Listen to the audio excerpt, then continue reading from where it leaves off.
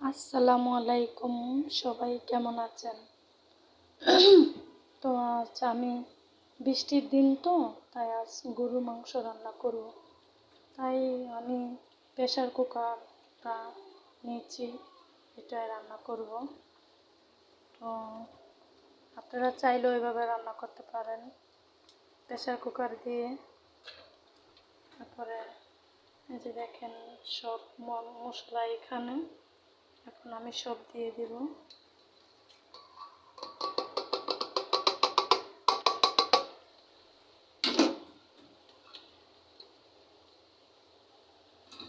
তো আমি গরুর মাংসটা বিশেষ করে আমি প্রেসার কুকারেই বসাই। তো এখন হাতে মেখে দেব।